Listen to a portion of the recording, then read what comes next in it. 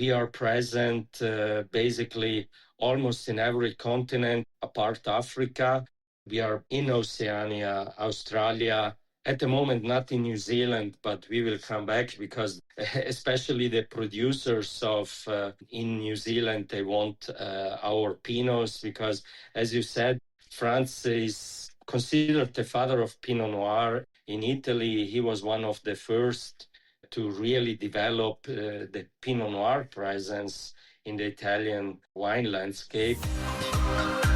Welcome to this special Clubhouse session of the Italian Wine Podcast. Listen in as members of the Italian wine community engage in fascinating conversations about contemporary wine topics. If you enjoyed the show, please consider donating through ItalianWinePodcast.com. And remember to subscribe and rate the Italian Wine Podcast wherever you get your pods. Hi everyone, this is Beatrice welcoming you to the Italian Wine Clubhouse Ambassadors Corner, one of the top-ranked shows on Italian Wine Podcast. Here, our ambassadors get the mic to interview their favorite producers with total freedom. And if you miss it live, no worries, it's a recording and drop later on the Italian Wine Podcast. Today's guest host is Alberto Rivera. Alberto embarked on his journey in the world of wine after concluding his service as a diplomat at the Mexican Embassy in Japan. In 2024, Alberto was admitted to the prestigious Vinitaly International Academy in Verona, where he successfully passed the rigorous examination to become an Italian wine ambassador. He also holds the title of Langhe Wine Ambassador. Today, he serves as a consultant for Italian specialized restaurants in Chihuahua and the northern region of Mexico, advising on wine selections and curating programs that highlights Italy's rich viticultural heritage. Today he's going to interview Andi Punter of Franz Haas winery. So Alberto, Andi, how you doing, guys? Doing great, Beatrice. Hi, Beatrice, doing great too. Thank you. Perfect. So nice to have you here, guys. Alberto, are you ready for our 3 ritual questions? Yes, Beatrice. Perfect. How did you discover the wines of Franz Haas winery? I discovered the wines of Franz Haas at a professional wine event in Mexico City earlier in my career through their importer. At that time, I tasted 2 wines, Mana and Pinot Nero. Later on, once I was in Italy, I had the chance to explore the range more deeply, included Moscato Rossa and the dried Moscato Giallo, which gave me a broader understanding of the winery style and identity. So tell us, why did you select Andi as your featured guest? Well, I chose Andi because we had the chance to meet last year in Chicago during the Vinitaly USA. A VIA colleague and I stopped by the stand where Andi was presenting several wines from Franz Haas, including Sophie, Pinot Grigio, Pinot Nero, and Mana. We ended up having a really engaging conversation about the US wine market and how different markets respond to Alto Adige wines. That exchange made me realize it was the perfect opportunity to bring an Alto Adige voice to the podcast, someone who works closely with multiple international markets and can offer a clear, real-world perspective on what it truly means to operate globally today. Das ist schön. What are the learning objectives that we should expect from this interview? In this episode, our goal is to offer listeners a deeper understanding of what it truly means to work with wine on an international scale, through the perspective of Andi, Sales and Marketing Director and expert at Franz Haas winery. We will explore the strategic role of expert professionals and how global markets influence the way wines are communicated, positioned, and understood. We also want to highlight how international trade fairs and direct conversation between producers and wine professionals help build long-term relationships and shape market strategies, especially in markets like Mexico and other Latin American countries, which are sometimes overlooked in global wine conversations. Finally, this conversation offers a broader view of wines from Alto Adige, helping listeners better understand how a region with a strong identity navigates different cultures and commercial landscapes while staying true to its roots. That sounds like a really nice plan to me, so it's time for me to mute myself. Now I'm turning over the floor to you, Alberto. Have a nice interview, guys. Thank you, Beatrice. And ciao, Andi. Welcome to the Italian Wine Podcast. Ciao Alberto, thank you for having me. Grazie Beatrice. Andy, can you briefly tell us about your journey at Franz Haas and how your role has evolved over time? Yes, of course. So I am Andi Punter. Thank you again for the introduction, Alberto. I am the head of sales and marketing for the export at Franz Haas winery, a winery which was established a long time ago in 1880 by Franz Haas IV. I'm speaking in numbers because every firstborn son has the name in this winery. And I joined the winery in 2010. And I became the head of export. It was new to me because I was a personal trainer and I was in the sport business, doing also athletic coach for alpine skiers, for race car pilots, for dancers, for many kind of sports, but also for regular people, personal trainer. And there I met Franz Haas, I met Luisa Manna, I met the family and also the team. They were my customers. Unfortunately, for that activity, I was like a victim of the financial crisis of '08. And I decided, or I had to decide to totally change my business model because I did a lot of corporate stuff and my biggest customer were banks, and the banks were all stressed out due to the financial crisis. So I had to change, and I was lucky enough that the winery offered me the job. First, I declined because I was the year before, and then when all that happened, which I just explained, I joined the winery. It was, let's say, at the beginning very challenging because I didn't use the language English a lot. And of course, if you are in the export, you are using mostly English. So I had to refresh all my English skills. Yeah, do the best to be able to communicate. Yeah, it evolved over the time, step by step. We were mostly sold in Italy. Basically, we had just some export markets. The most historic one is UK. And over the time, step by step, I introduced new markets by contacting potential partners via producer friends who supported us or me in this case, or I visited international fairs which we didn't visit before, and because it's all about networking. Well, that's an interesting background too.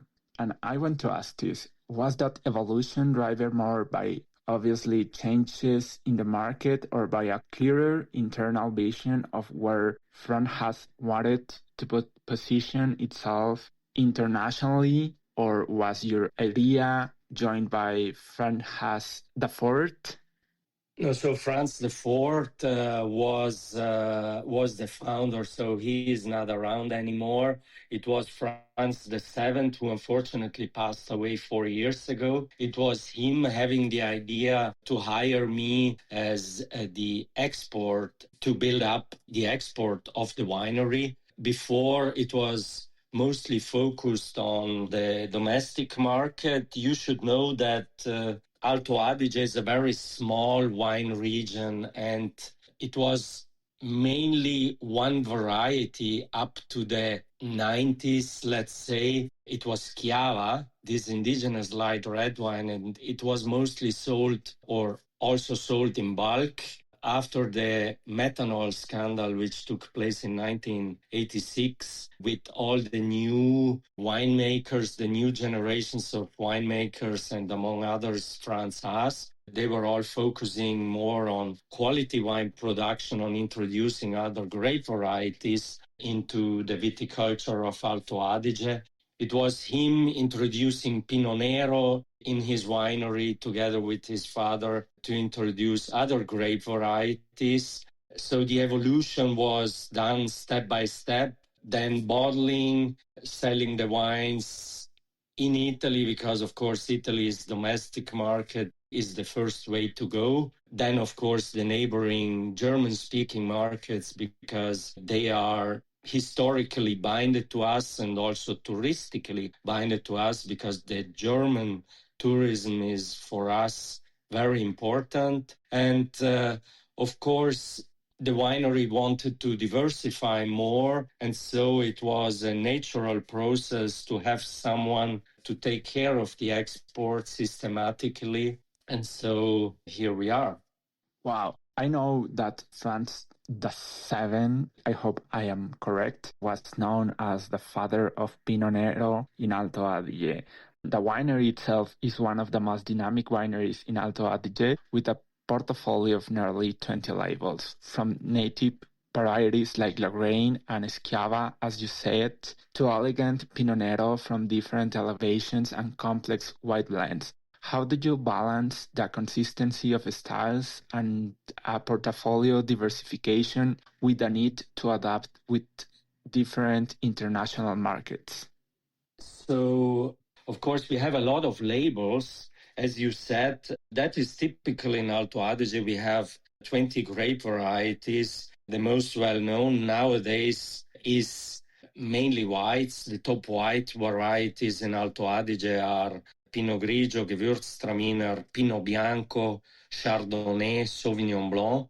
In terms of reds, you mentioned Lagrein and Schiava and Pinot Noir. That is the main part of the wines we have, because Merlots, Cabernets are less popular because we are a mountainous area and we don't have the wide horizon of a hilly wine growing area. So we are focusing more on the cool climate grape varieties. And of course, the international markets. So it's basically depending on who your partner is, what you decide to introduce, because in the end, it is a communication with your partner, tasting with them and agreeing what would be the best introduction into a new market, because you don't know the market. You may have heard from your colleagues how a market is, but in the end, you rely on your,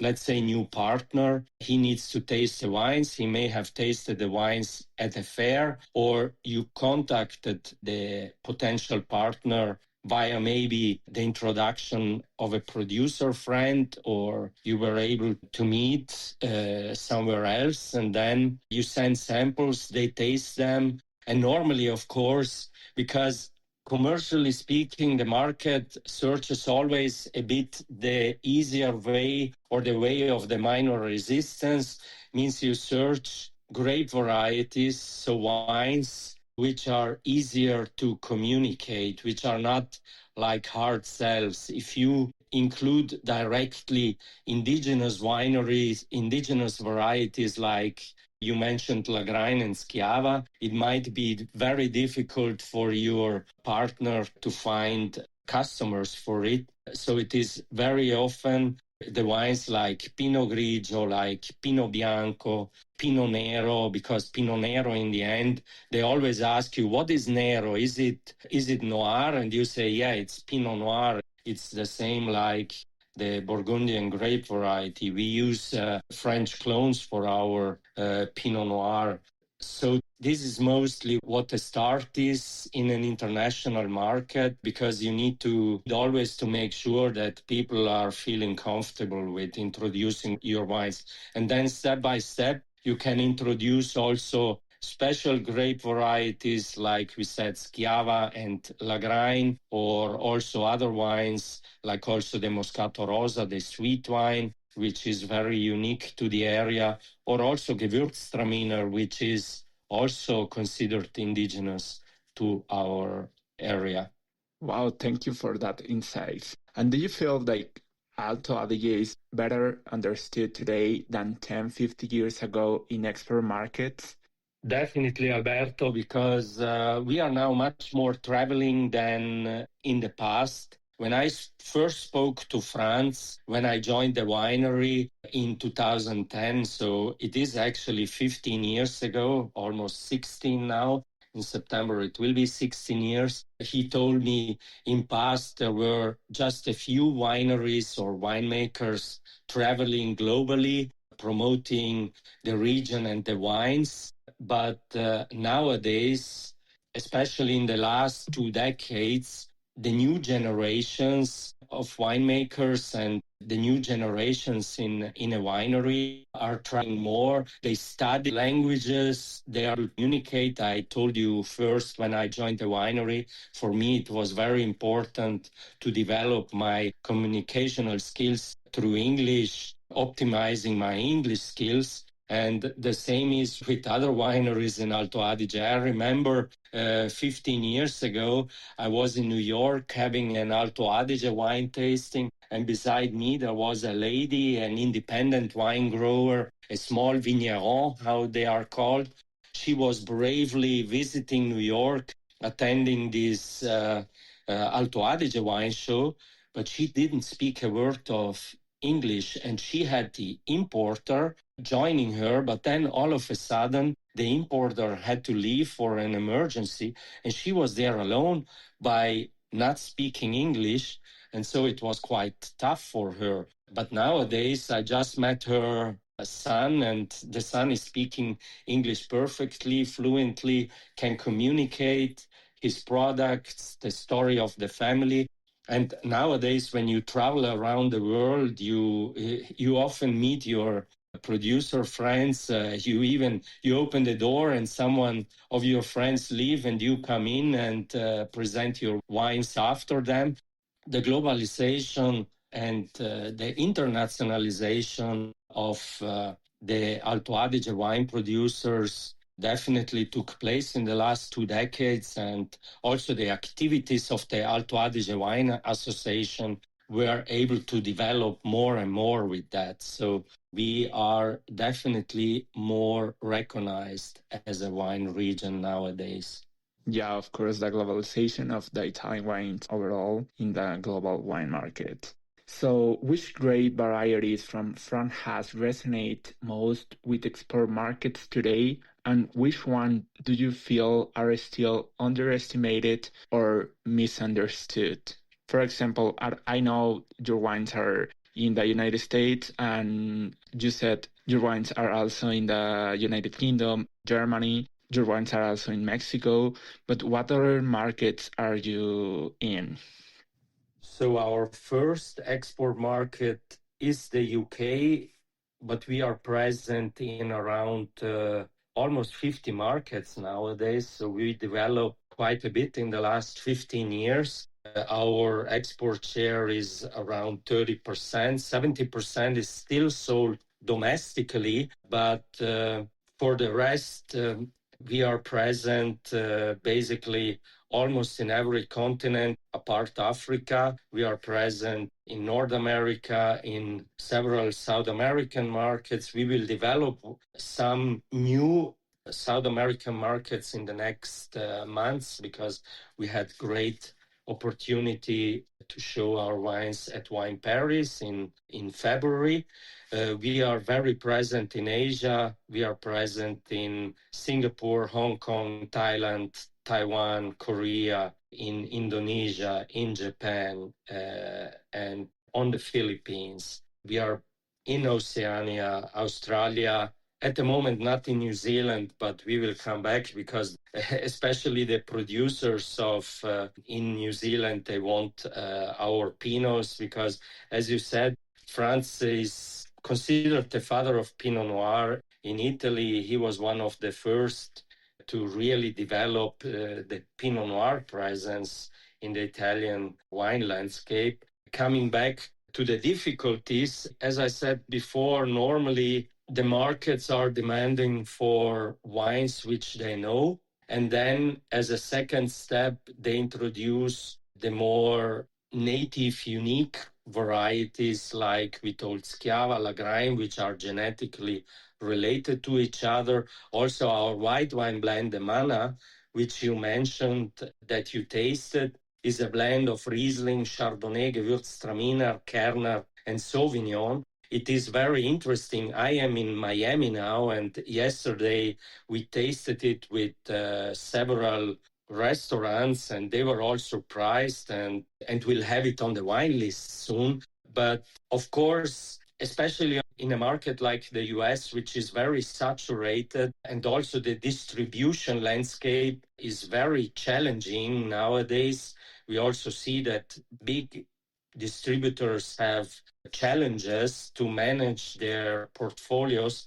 So they're not willing to have these hand sell products like also Mana is. If it's an iconic wine in Italy, you need to hand sell it. Nobody is buying it like a Pinot Grigio. So it is hard work. So as I mentioned before, we always start by introducing the wines which have the best chance to be introduced and to be in the end sold to the consumer, because the first step is, of course, selling it to the partner. Then the partner, the wholesaler, has to sell it to the on-premise and off-premise, so to restaurants, to retailers. And then finally, they have to sell it to the consumer. So we need to go through this supply chain, and to promote your wines best is to start with what is easier to sell in the end. And what makes a successful long-term export market for Franz Haas? Volume, prestige, or cultural alignment? Of course, we need to sell wine, so volume is always important, because in the end, you want to visit the market, and to be able to visit the market, to be able to motivate the expenses, you need to sell some wine, of course. But in the end, storytelling is very important. So the cultural alignment is important. It's important to tell your story, your culture, and understand also the culture of who you are dealing with. And in that case, you can also choose the wines which are the best for the food this market has. You need to organize tastings, dinners, wine pairing. So for me, the cultural alignment together with the storytelling and the building of your reputation is very important in the long-term success of your brand in an export market, because just selling alone is not enough. You need to commit and make the effort to do as much as possible to identify yourself with the market and do it the right way. Yeah, of course, you have to team together. And how do you choose the right importer for a winery like Franz Haas? So normally I check importers, potential import partners in a country. And when I have a list of it, I check their portfolio. The portfolio, because nowadays everybody has a website and they show the portfolio on the website. And so it's a kind of an X-ray of the identikit, of the footprint of the importer. And if you see only, let's say, commercial brands, volumetric brands, so quantity focused wine producers, then it might not be the right partner. I always search for, do I know some of these producers they are already representing? Then I contact the producers I know. I'm asking information about importer. Is it a good importer? Is he committing and taking the effort to introduce a new producer? Is he also paying his bills? Because also that is important. When I have the pros all set, then I mostly ask introduction to a producer friend, because when you just introduce yourself via email, you contact them in written, then most of the time, or it gets lost. So it's important that someone introduces you. Otherwise, many times you meet potential partners at a fair or a wine tasting. Like now I'm here for James Suckling, and there is, of course, the probability and possibility to meet also potential new partners for export markets for other countries.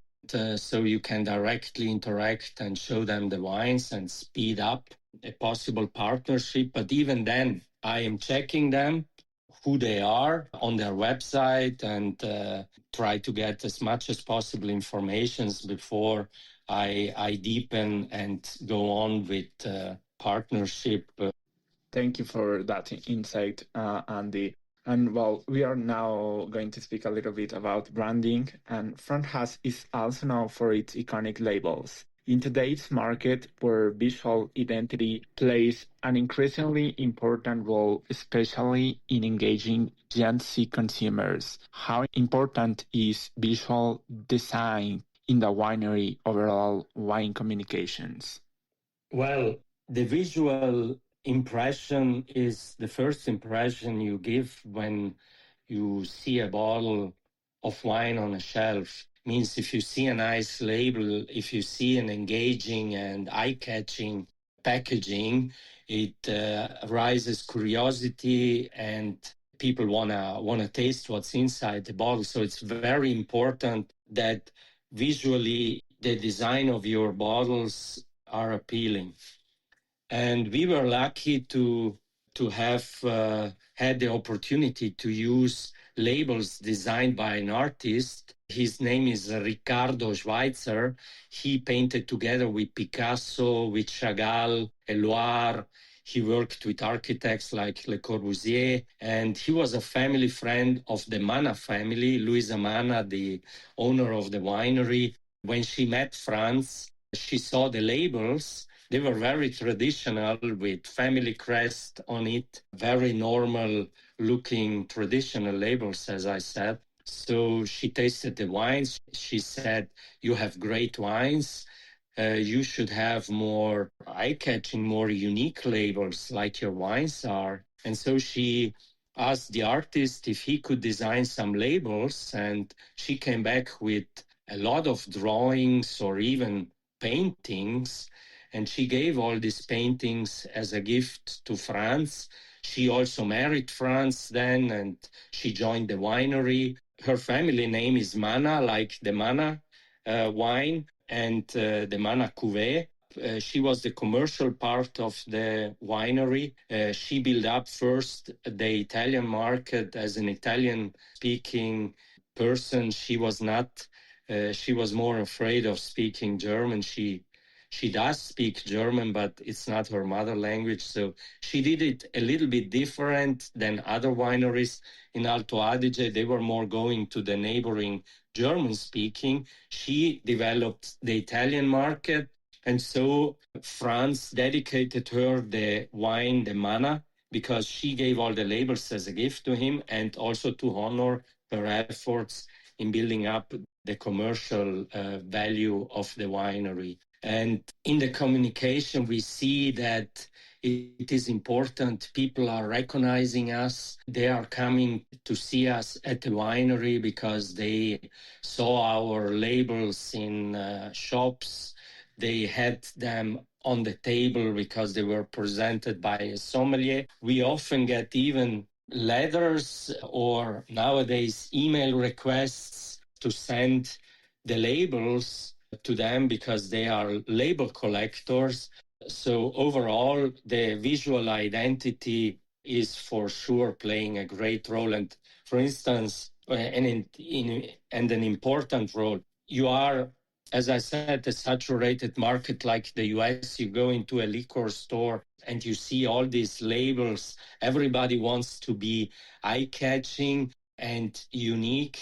So it is really important to choose a visual appealing design for your wines that captures the eyes of the consumer. And as you said, especially the younger generations, they are very much into art, into eye-catching designs. And so it's very important for the overall communication.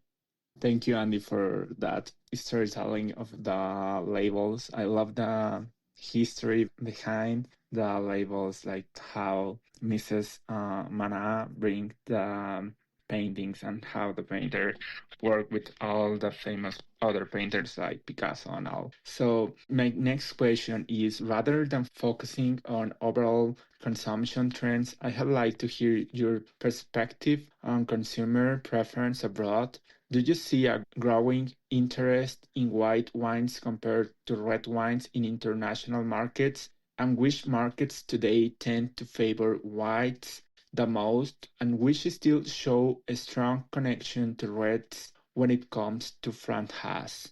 Very good question. So immediately I'm thinking about Asia. And historically, these markets were always known for being great red wine consumers. But that changed over the last years because people find that they want to have fresh wines, elegant wines, wines which have not so high alcohol volume. So you see a shift in Asia from mainly red wine drinkers to, I wouldn't say mainly white wine drinkers, but also now considering the white wine varieties. And so, yes, overall, internationally speaking, especially also because Alto Adige is well known for being a white wine production area, we produce 65% whites, 35 reds. So we are in a great spot, and white wines are requested. And so also in these days, I'm showing more whites than reds. I'm showing Pinot Noir, but I'm showing Pinot Grigio, I'm showing Mana, I'm showing Müller-Thurgau, which is our lightest white wine with 12.5 alcohol. So the preferences of the consumers, a part of the hype of also no and low alcohol wines is for sure going more to fresher, eleganter wines with lower alcohol level. And with that, we are in a great spot as Franz Haas because we were always searching elegance and freshness in our wines. And that's why also due to the climate change, we went up in elevation many years ago. And that gives us the opportunity to still produce fresh and elegant wines with lower alcohol level, because down in the valley in Alto Adige, like in other wine growing areas, it's getting warmer and warmer. And to produce wines which are fresh and in a, let's say, reasonable alcohol level becomes more and more difficult. Thank you, Andy, for your answer. And in 2027, Mana will celebrate 30 years since its first release. How do you envision involving international markets in this anniversary, and what kind of message would you like this milestone to convey about Franz Haas today? So yes, in 2027, so next year, we will celebrate 30 years of Mana. It was released in 1997 with 1995 vintage. The idea actually was born sometime before in 1989 in a Michelin star restaurant. It was Franz and Luisa had a 7-course dinner, opened 7 bottles of wines because the wine list was only by the bottle.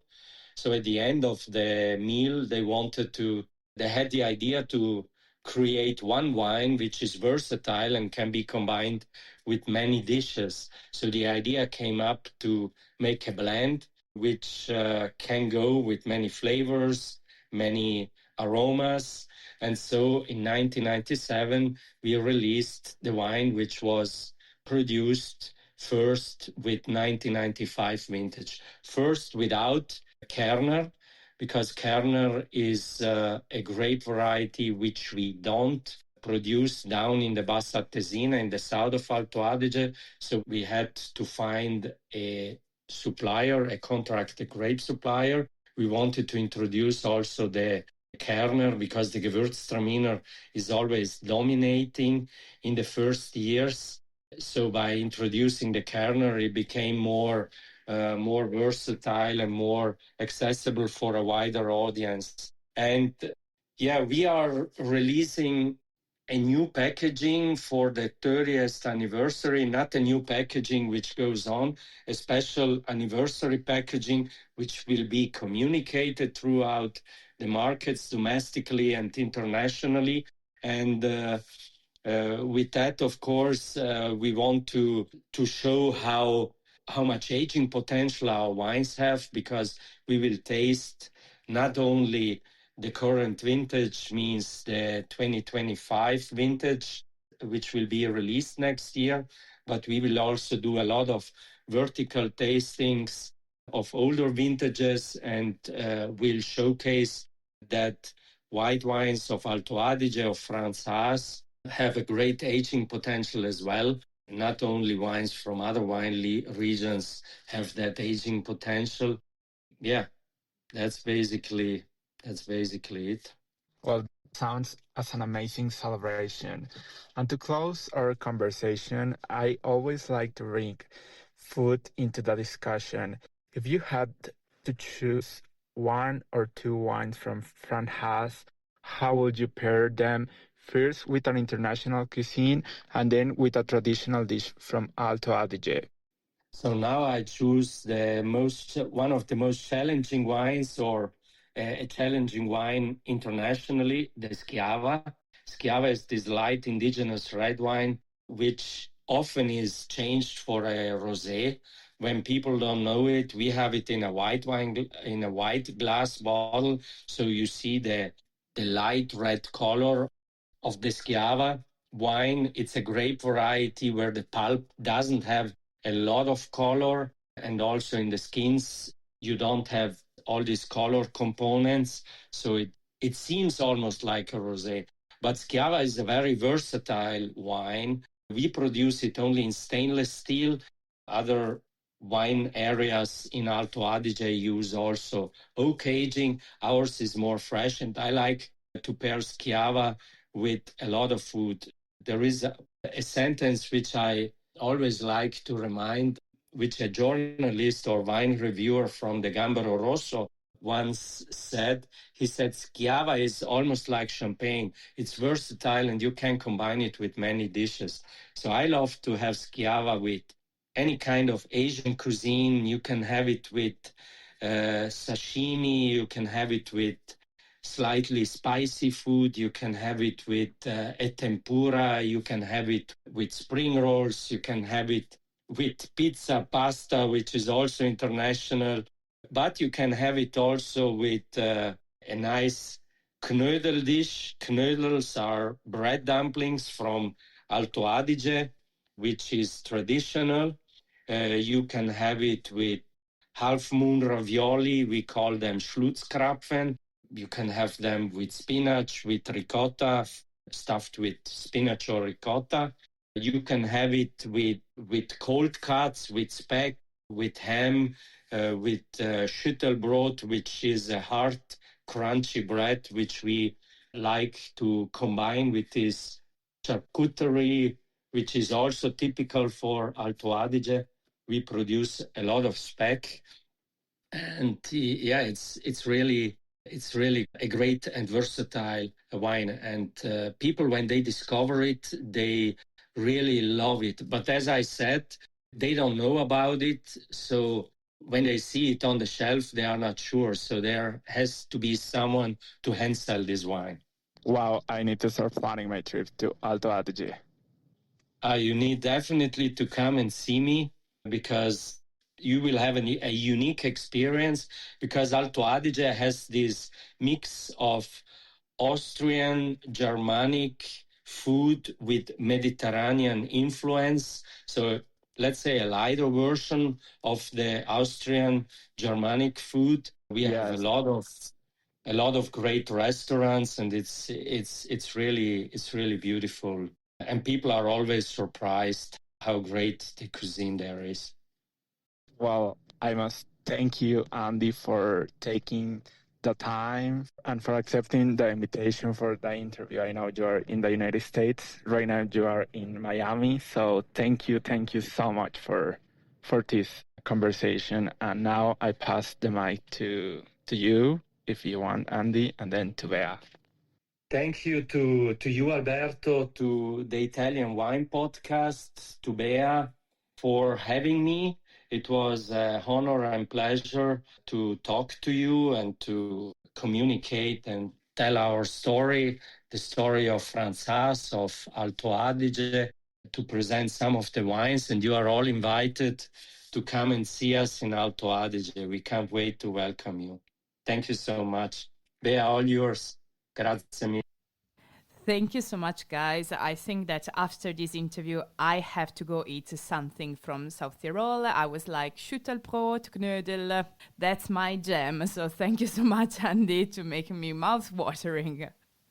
My pleasure. My pleasure. Yes.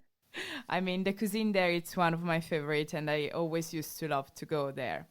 To wrap things up, thank you, Alberto. Thank you, Andi. That was such a nice interview. For those who are interested to participate, just send us a DM through our Instagram or mail our Italian Wine Podcast producers at info@italianwinepodcast.com. Thank you so much again, Alberto and Andi. Thank you so much, everyone, for listening in. And this is a wrap from Italian Wine Podcast. Ciao, ciao! Ciao, thank you. Ciao, thank you. Bye-bye. Listen to the Italian Wine Podcast wherever you get your podcasts. We're on SoundCloud, Apple Podcasts, Spotify, Himalaya FM, and more. Don't forget to subscribe and rate the show. If you enjoy listening, please consider donating through ItalianWinePodcast.com. Any amount helps cover equipment, production, and publication costs. Until next time, cin cin.